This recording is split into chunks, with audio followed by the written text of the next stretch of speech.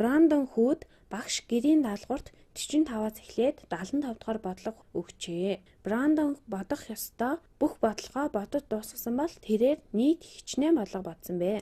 За үүнийг хараад ердөөл 75-аас 45-ыг хасаад болчих юм шиг харагдаж байгааз тэгээд магад 75-аас 45-ыг хасаад 30 гарна гэж бодож мэдэх юм. Тэгээд нийт 30 бодлого бодсон юм байна гэдэл. Гэхдээ бүгдөө маш болгоомжтой байх хэрэгтэй.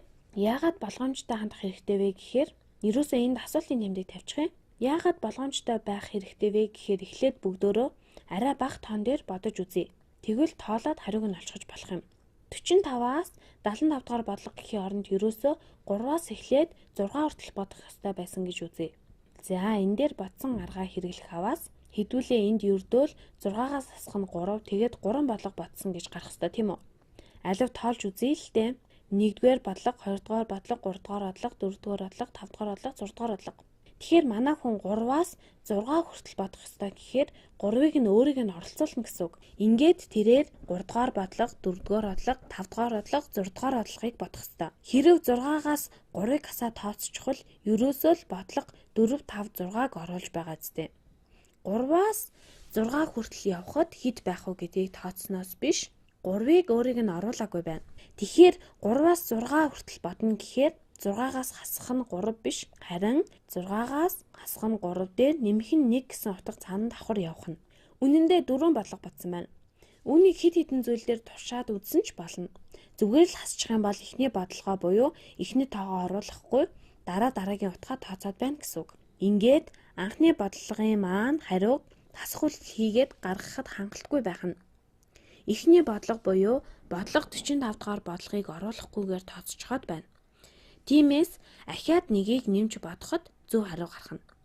Тэгэхээр энэ тохиолдолд Брандон 31 бодлого бодсон байх нэ. За ахиад нэг жишээ авъя. Талхчинд нэг том талх байлаа. Тэнцүү 7 зүсэн болгохын тулд хэд зүсэх хэрэгтэй вэ? Та нар талх авч байгаад боддоор зүсээд үтсэн ч болно л доо. Гэхдээ бүр олон зүсэм хэрэгтэй бол яах вэ? Жишээлбэл 70 зүсэм гаргах бол яаж бодох вэ? Тэгэхээр үүнийг тооцохдоо заавал нэг жижигхэн талх байлаа гэж үзээлтэй. Энд талх байгийг 2 зүсэм болгоё гэвэл 2 хуваа гэвэл хэдэн удаа зүсэх вэ? Нэг л зүсэн тийм үү? 2 зүсэм гаргая гэвэл 1 хуваа. 3 зүсэм гаргахын тулд хэдэн удаа зүсэх вэ? 1 зүсээд 2 зүснэ. Тэгэхээр 2 удаа зүснэ. Зөв тогтлыг харж эхэлж байгаа хаа. За тэгвэл 4 зүсэм болгоё гэвэл 4 зүсэм болгоход хэдэн удаа зүсэх вэ? 1, 2, 3 удаа зүсэлт. 3 удаа зүснэ. Ингэж явсаар байгаад 7 дээр очиж болно л доо. Хичнээн зүсэмд хуваагдахыг хүсч байна. Зүсэмний тооноос нэгээр цөөн зүсэлт хийх нь байна. Тэгэхээр талхаа 7 зүсэмд хуваахын тулд 6 удаа зүсэх хэрэгтэй болох нь. Яагаад тэр вүлээ? Яагаад гэвэл хамгийн сүүлийн зүсэмд зүсэлт орохгүй шүү дээ. Зүгээр л тасраад гараад ирнэ. Ахиад нэг жишээ бодъё. Ишаанхүү 1 метрийн зайтаагаар шон зөөн хашаа барьж байна. Хашаа нь 18 метрийн урттай бол хэдэн шон зоох хэрэгтэй вэ? Өнөө л санаа энд яваа. Хэдүүлээ арай бага тоогоор жишээ авч үзье. Тэгэхээр 2 метрийн урттай хашаа байсан гээйлтэй. 2 метрийн урттай хашаанд 1 шон, тэгээд 1 метрийн хашаа ороод, тэгээд ахаад 1 шон. Тэгээд ахаад 1 шон зоох, ахин 1 метрийн хашаагаа бариад ахаад 1 шон зоох хэрэг болно.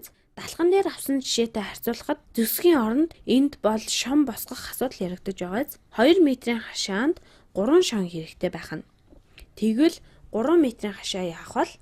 Эхний шон ингээд тэгээд 1 метрийн хашаа явна. Ахаад 1 шонгоо босгоно. Метр хашаа, ахаад 3 дахь шон дуусаагүй байгаа шүү.